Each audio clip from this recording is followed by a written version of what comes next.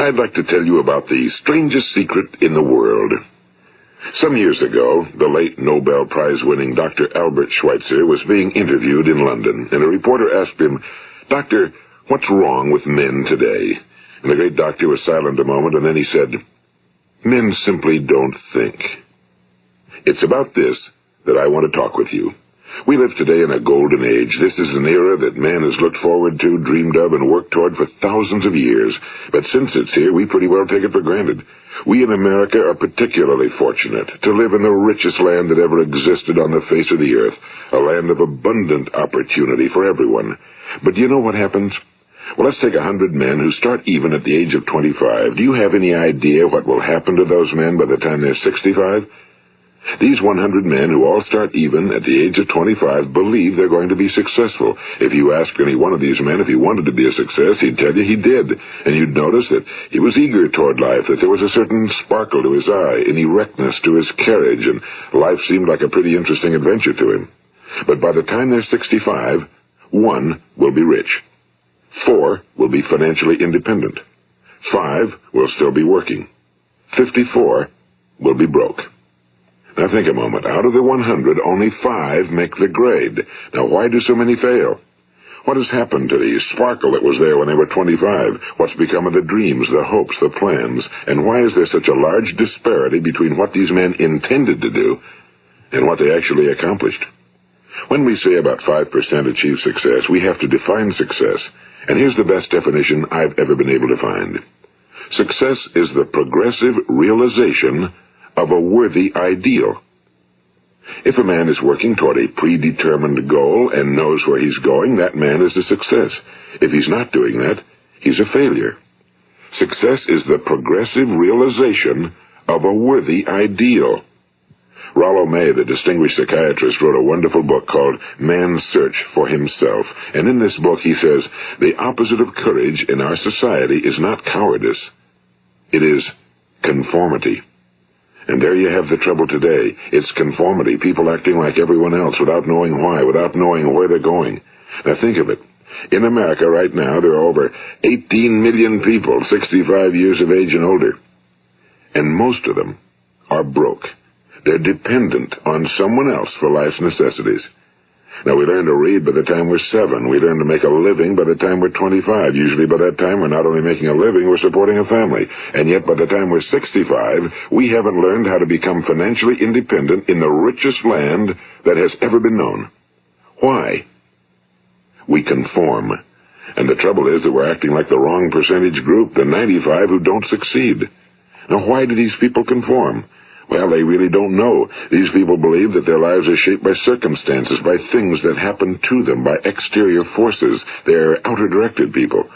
A survey was made one time that covered a lot of men, working men, and these men were asked, "Why do you work? Why do you get up in the morning?" 19 out of 20 had no idea. If you ask them, they'll say, well, everyone goes to work in the morning, and that's the reason they do it, because everyone else is doing it. Now let's get back to our definition of success. Who succeeds? The only person who succeeds is the person who is progressively realizing a worthy ideal. He's the person who says, but only 1 out of 20 does that. That's why today there isn't really any competition unless we make it for ourselves. Instead of competing, all we have to do is create. You know, for 20 years, I looked for the key which would determine what would happen to a human being. Was there a key I wanted to know which would make the future a promise that we could foretell to a large extent? Was there a key that would guarantee a person's becoming successful if he only knew about it and knew how to use it? Well, there is such a key, and I've found it. Have you ever wondered why so many men work so hard and honestly without ever achieving anything in particular, and others don't seem to work hard and yet seem to get everything? They seem to have the magic touch. You've heard them say that about someone. Everything he touches turns to gold. And have you ever noticed that a man who becomes successful tends to continue to become successful? And on the other hand, have you noticed how a man who's a failure tends to continue to fail? Well, it's because of goals. Some of us have goals, some don't. People with goals succeed because they know where they're going. It's that simple. Think of a ship leaving a harbor, and think of it with the complete voyage mapped out and planned. The captain and crew know exactly where it's going and how long it'll take. It has a definite goal. Now, 9,999 times out of 10,000, it will get to where it started out to get. Now let's take another ship, just like the first, only let's not put a crew on it or a captain at the helm. Let's give it no aiming point, no goal, no destination. We just start the engines and let it go. I think you'll agree with me that if it gets out of the harbor at all, it will either sink or wind up on some deserted beach, a derelict. It can't go anyplace because it has no destination and no guidance, and it's the same with a human being. Take the salesman, for example. There's no other person in the world today with the future of a good salesman. Selling is the world's highest paid profession, if we're good at it, and if we know where we're going. Every company needs top-notch salesmen, and they reward those men. The sky's the limit for them. But how many can you find? Someone once said the human race is fixed, not to prevent the strong from winning, but to prevent the weak from losing. The American economy today can be likened to a convoy in time of war. The entire economy is slowed down to protect its weakest link, just as the convoy had to go at the speed that would permit its slowest vessel to remain in formation. That's why it's so easy to make a living today. It takes no particular brains or talent to make a living and support a family today. So we have a plateau of so-called security, if that's what a person's looking for. But we do have to decide how high above this plateau we want to aim. Now let's get back to the strangest secret in the world, the story that I wanted to tell you today. Why do men with goals succeed in life and men without them fail? Well, let me tell you something which, if you really understand it, will alter your life immediately. If you understand completely what I'm going to tell you from this moment on, your life will never be the same again. You will suddenly find that good luck just seems to be attracted to you.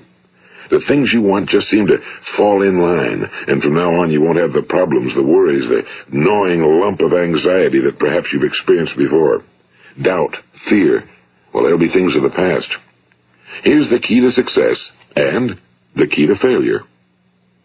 We become what we think about. Now let me say that again. We become what we think about. Throughout all history, the great wise men and teachers, philosophers and prophets have disagreed with one another on many different things. It's only on this one point that they are in complete and unanimous agreement. Listen to what Marcus Aurelius, the great Roman emperor, said. A man's life is what his thoughts make of it. Disraeli said this, everything comes if a man will only wait. I've brought myself by long meditation to the conviction that a human being with a settled purpose must accomplish it, and that nothing can resist a will that will stake even existence for its fulfillment. Ralph Waldo Emerson said this, a man is what he thinks about all day long. William James said, the greatest discovery of my generation is that human beings can alter their lives by altering their attitudes of mind. And he also said, we need only in cold blood act as if the thing in question were real, and it will become infallibly real by growing into such a connection with our life that it will become real. It will become so knit with habit and emotion that our interest in it will be those which characterize belief. And he also said, if you only care enough for a result, you will almost certainly attain it. If you wish to be rich, you will be rich. If you wish to be learned, you will be learned. If you wish to be good, you will be good. Only you must then really wish these things, and wish them exclusively, and not wish at the same time 100 other incompatible things just as strongly. In the Bible, you read in Mark 9:23, if thou canst believe, all things are possible to him that believeth. My old friend Dr. Norman Vincent Peale put it this way, this is one of the greatest laws in the universe. Fervently do I wish I had discovered it as a very young man. It dawned upon me much later in life, and I found it to be one of the greatest, if not my greatest discovery outside of my relationship to God. The great law, briefly and simply stated, is that if you think in negative terms, you will get negative results. If you think in positive terms, you will achieve positive results. That is the simple fact, he went on to say, which is at the basis of an astonishing law of prosperity and success. In 3 words, believe and succeed. William Shakespeare put it this way, our doubts are traitors and make us lose the good we oft might win by fearing to attempt. George Bernard Shaw said, people are always blaming their circumstances for what they are. I don't believe in circumstances. The people who get on in this world are the people who get up and look for the circumstances they want, and if they can't find them, make them. Well, it's pretty apparent, isn't it? And every person who discovered this for a while believed that he was the first one to work it out. We become what we think about. Now, it stands to reason that a person who's thinking about a concrete and worthwhile goal is going to reach it, because that's what he's thinking about, and we become what we think about. Conversely, the man who has no goal, who doesn't know where he's going, and whose thoughts must therefore be thoughts of confusion and anxiety and fear and worry, becomes what he thinks about. His life becomes one of frustration and fear and anxiety and worry. And if he thinks about nothing, he becomes nothing. Now, how does it work? Why do we become what we think about? Well, I'll tell you how it works as far as we know. Now, to do this, I want to tell you about a situation that parallels the human mind. Suppose a farmer has some land, and it's good fertile land. Now, the land gives the farmer a choice. He may plant in that land whatever he chooses. The land doesn't care. It's up to the farmer to make the decision. Now, remember, we're comparing the human mind with the land because the mind, like the land, doesn't care what you plant in it. It will return what you plant, but it doesn't care what you plant. Now, let's say that the farmer has 2 seeds in his hand. One is a seed of corn. The other is nightshade, a deadly poison. He digs 2 little holes in the earth, and he plants both seeds, one corn, the other nightshade. He covers up the holes, waters, and takes care of the land, and what will happen? Invariably, the land will return what's planted. As it's written in the Bible, as ye sow, so shall ye reap. Now remember, the land doesn't care. It'll return poison in just as wonderful abundance as it will corn. So up come the 2 plants, one corn, one poison. Now, the human mind is far more fertile, far more incredible and mysterious than the land, but it works the same way. It doesn't care what we plant. Success, failure. A concrete, worthwhile goal, or confusion. Misunderstanding, fear, anxiety, and so on. But what we plant, it must return to us. You see, the human mind is the last great unexplored continent on Earth. It contains riches beyond our wildest dreams. It will return anything we want to plant. Now, you might say, well, if that's true, why don't people use their minds more? Well, I think they figured out an answer to that one, too. Our mind comes as standard equipment at birth. It's free, and things that are given to us for nothing we place little value on. Things that we pay money for, we value. The paradox is that exactly the reverse is true. Everything that's really worthwhile in life came to us free. Our minds, our souls, our bodies, our hopes, our dreams, our ambitions, our intelligence, our love of family and children and friends and country, all these priceless possessions are free.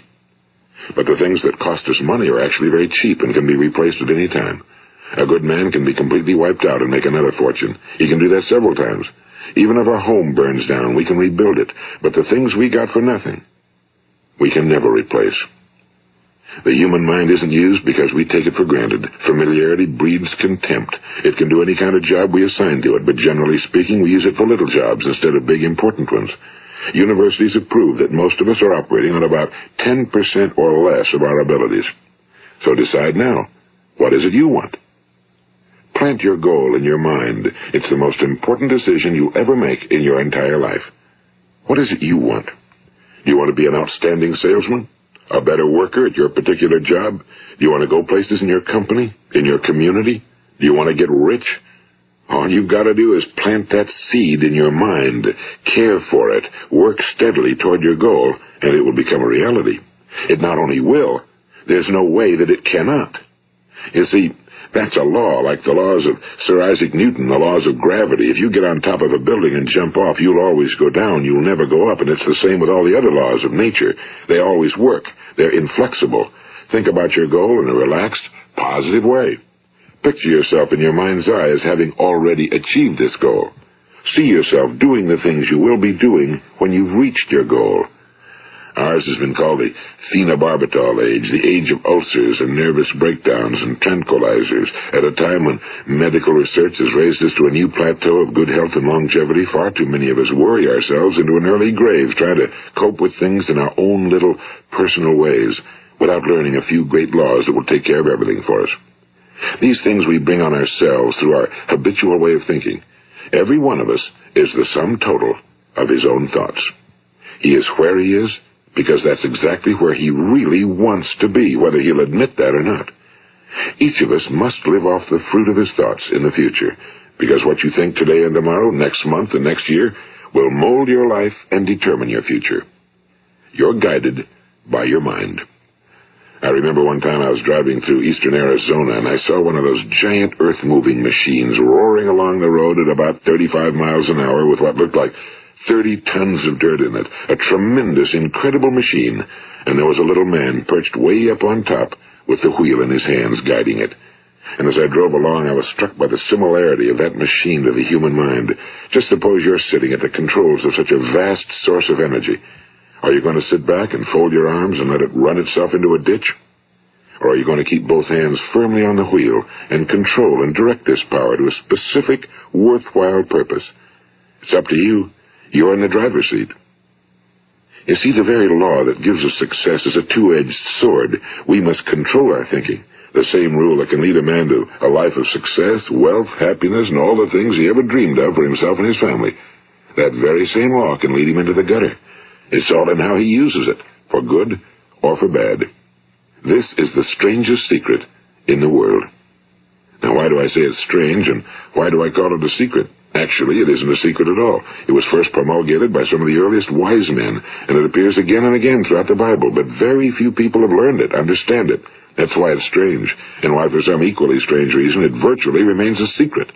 I believe that you could go out and walk down the main street of your town and ask one man after another what the secret of success is, and you probably wouldn't run into one man in a month who could tell you.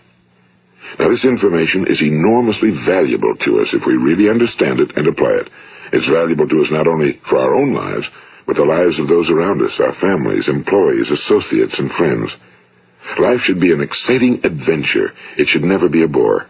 A man should live fully, be alive. He should be glad to get out of bed in the morning. He should be doing a job he likes to do because he does it well. One time I heard Grove Patterson, the great late editor-in-chief of the Toledo Daily Blade, make a speech, and as he concluded his speech, he said something I've never forgotten. He said, "My years in the newspaper business have convinced me of several things.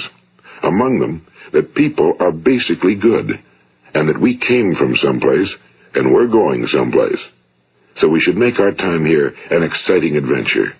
The architect of the universe didn't build a stairway leading nowhere." And the greatest teacher of all, the carpenter from the plains of Galilee, gave us the secret time and time again. As ye believe, so shall it be done unto you. I've explained the strangest secret in the world and how it works. Now, on this side, I want to explain how you can prove to yourself the enormous returns possible in your own life by putting this secret to a practical test. I want you to make a test that will last 30 days. It isn't going to be easy, but if you'll give it a good try, it will completely change your life for the better. Now, back in the 17th century, Sir Isaac Newton, the English mathematician and natural philosopher, gave us some natural laws of physics which apply as much to human beings as they do to the movement of bodies in the universe. And one of these laws is that for every action, there is an equal and opposite reaction. Simply stated, as it applies to you and me, it means we can achieve nothing without paying the price. The results of your 30-day experiment will be in direct proportion to the effort you put forth. To be a doctor, you must pay the price of long years of difficult study. To be successful in selling, and remember that each of us succeeds to the extent of his ability to sell. Selling our families on our ideas, selling education in schools, selling our children on the advantages of living the good and honest life, selling our associates and employees on the importance of being exceptional people. To, of course, the profession of selling itself. But to be successful in selling our way to the good life, we must be willing to pay the price. Now, what is that price? Well, it's many things. First, it's understanding emotionally, as well as intellectually, that we literally become what we think about, that we must control our thoughts if we're to control our lives. It's understanding fully that as ye sow, so shall ye reap. Second, it's cutting away all fetters from the mind and permitting it to soar as it was divinely designed to do. It's the realization that your limitations are self-imposed and that the opportunities for you today are enormous beyond belief. It's rising above narrow-minded pettiness and prejudice. And third, it's using all your courage to force yourself to think positively on your own problem, to set a definite and clearly defined goal for yourself, to let your marvelous mind think about your goal from all possible angles, to let your imagination speculate freely upon many different possible solutions, to refuse to believe that there are any circumstances sufficiently strong to defeat you in the accomplishment of your purpose, to act promptly and decisively when your course is clear, and to keep constantly aware of the fact that you are, at this moment, standing in the middle of your own acres of diamonds, as Russell Conwell used to point out. And fourth, save at least 10% of every dollar you earn. It's also remembering that no matter what your present job, it has enormous possibilities, if you're willing to pay the price. Now let's just go over the important points in the price each of us must pay to achieve the wonderful life that can be ours. It is, of course, worth any price. 1. You will become what you think about. 2. Remember the word imagination and let your mind begin to soar. 3. Courage. Concentrate on your goal every day. 4. Save 10% of what you earn. And 5. Action. Ideas are worthless unless we act on them. Now, I'll try to outline the 30-day test I want you to make. Keep in mind that you have nothing to lose by making this test and everything you could possibly want to gain. There are 2 things that may be said of everyone. Each of us wants something, and each of us is afraid of something. I want you to write on a card what it is you want more than anything else. It may be more money. Perhaps you'd like to double your income or make a specific amount of money. It may be a beautiful home. It may be success at your job. It may be a particular position in life. It could be a more harmonious family. Each of us wants something. Now write down on your card specifically what it is you want. Make sure it's a single goal and clearly defined. You needn't show it to anyone, but carry it with you so that you can look at it several times a day. Think about it in a cheerful, relaxed, positive way each morning when you get up, and immediately you have something to work for, something to get out of bed for, something to live for. Look at it every chance you get during the day and just before going to bed at night. And as you look at it, remember that you must become what you think about, and since you're thinking about your goal, you realize that soon it will be yours. In fact, it's yours really the moment you write it down and begin to think about it. Look at the abundance all around you as you go about your daily business. You have as much right to this abundance as any other living creature. It's yours for the asking. Now we come to the difficult part. Difficult because it means the formation of what is probably a brand new habit, and new habits are not easily formed. Once formed, however, it will follow you for the rest of your life. Stop thinking about what it is you fear. Each time a fearful or negative thought comes into your consciousness, replace it with a mental picture of your positive and worthwhile goal. And there will come times when you'll feel like giving up. It's easier for a human being to think negatively than positively. That's why only 5% are successful. You must begin now to place yourself in that group. For 30 days, you must take control of your mind. It will think about only what you permit it to think about. Each day for this 30-day test, do more than you have to do. In addition to maintaining a cheerful, positive outlook, give of yourself more than you've ever done before. Do this knowing that your returns in life must be in direct proportion to what you give. The moment you decide on a goal to work toward, you're immediately a successful person. You are then in that rare and successful category of people who know where they're going. Out of every 100 people, you belong to the top 5. Don't concern yourself too much with how you're going to achieve your goal. Leave that completely to a power greater than yourself.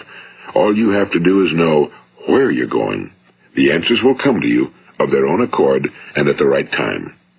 Remember these words from the Sermon on the Mount, and remember them well. Keep them constantly before you this month of your test.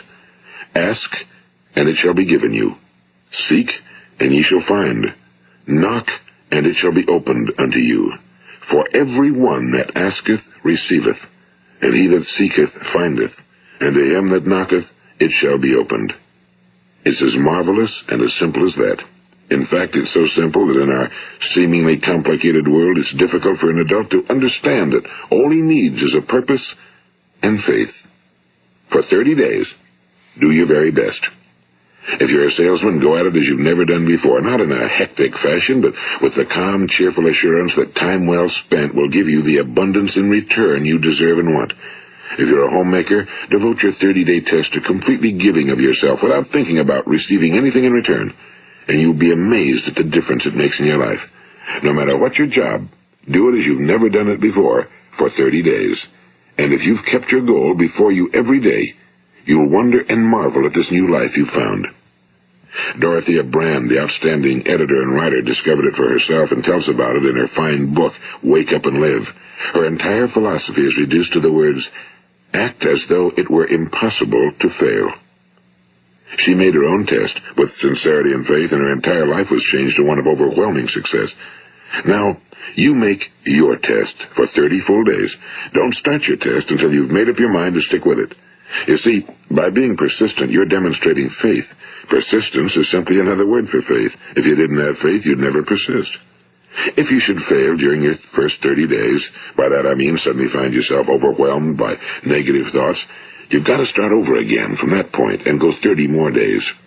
Gradually, your new habit will form until you find yourself one of that wonderful minority to whom virtually nothing is impossible. And don't forget the card. It's vitally important as you begin this new way of living. On one side of the card, write your goal, whatever it may be. On the other side, write the words we've quoted from the Sermon on the Mount. Ask, and it shall be given you. Seek, and ye shall find. Knock, and it shall be opened unto you. Nothing great was ever accomplished without inspiration. See that during these crucial first 30 days, your own inspiration is kept at a peak. And above all, don't worry. Worry brings fear, and fear is crippling. The only thing that can cause you to worry during your test is trying to do it all yourself. Know that all you have to do is hold your goal before you. Everything else will take care of itself. Remember also to keep calm and cheerful. Don't let petty things annoy you and get you off course.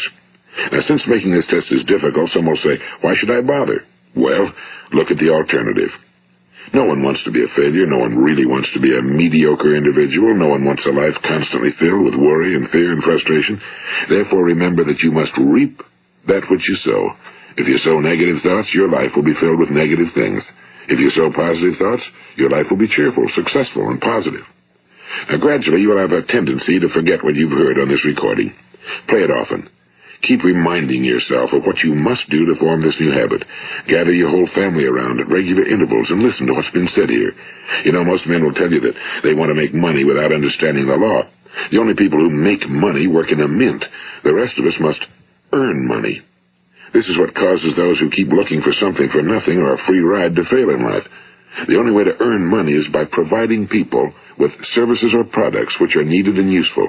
We exchange our time and our product or service for the other man's money. Therefore, the law is that our financial return will be in direct proportion to our service. Now, success is not the result of making money. Making money is the result of success, and success is in direct proportion to our service. Most people have this law backwards. They believe that you're successful if you earn a lot of money. The truth is that you can only earn money after you're successful. It's like the story of the man who sat in front of the stove and said to it, "Give me heat, and then I'll add the wood." How many men and women do you know, or do you suppose there are today, who take the same attitude toward life? There are millions. We've got to put the fuel in before we can expect heat. Likewise, we've got to be of service first before we can expect money. Don't concern yourself with the money. Be of service. Build, work, dream, create. Do this, and you'll find there's no limit to the prosperity and abundance that will come to you. Prosperity, you know, is founded upon a law of mutual exchange. Any person who contributes to prosperity must prosper in turn himself. Sometimes the return will not come from those you serve, but it must come to you from someplace, because that's the law. For every action, there is an equal and opposite reaction. As you go daily through your 30-day test period, remember that your success will always be measured by the quality and quantity of service you render, and money is a yardstick for measuring this service. No man can get rich himself unless he enriches others. Now, there are no exceptions to a law. You can drive down any street in America and from your car estimate the service that's being rendered by the people living on that street. Had you ever thought of this yardstick before? It's interesting. Some, like ministers and priests and other devoted people, measure their returns in the realm of the spiritual, but again, their returns are equal to their service. Once this law is fully understood, any thinking person can tell his own fortune. If he wants more, he must be of more service to those from whom he receives his return. If he wants less, he has only to reduce his service. This is the price you must pay for what you want. If you believe you can enrich yourself by deluding others, you can end only by deluding yourself. It may take some time, but just as surely as you breathe, you'll get back what you put out. Don't ever make the mistake of thinking you can avert this. It's impossible. The prisons and the streets where the lonely walk are filled with people who tried to make new laws just for themselves. We may avoid the laws of man for a while, but there are greater laws that cannot be broken. An outstanding medical doctor recently pointed out 6 steps that will help you realize success. 1. Set yourself a definite goal. 2. Quit running yourself down. 3. Stop thinking of all the reasons why you cannot be successful and instead think of all the reasons why you can. 4. Trace your attitudes back through your childhood and try to discover where you first got the idea you couldn't be successful, if that's the way you've been thinking. 5. Change the image you have of yourself by writing out a description of the person you would like to be. And 6. Act the part of the successful person you have decided to become. The doctor who wrote those words is a noted West Coast psychiatrist, Dr. David Harold Fink. Do what the experts since the dawn of recorded history have told you must do. Pay the price by becoming the person you want to become. It's not nearly as difficult as living unsuccessfully. Make your 30-day test, then repeat it again, and each time it will become more a part of you until you'll wonder how you could ever have lived any other way. Live this new way and the floodgates of abundance will open and pour over you more riches than you may have dreamed existed. Money? Yes, lots of it. But what's more important, you'll have peace. You'll be in that wonderful minority who lead calm, cheerful, successful lives. Start today. You have nothing to lose, but you have a whole life to win. This is Earl Nightingale, and thank you.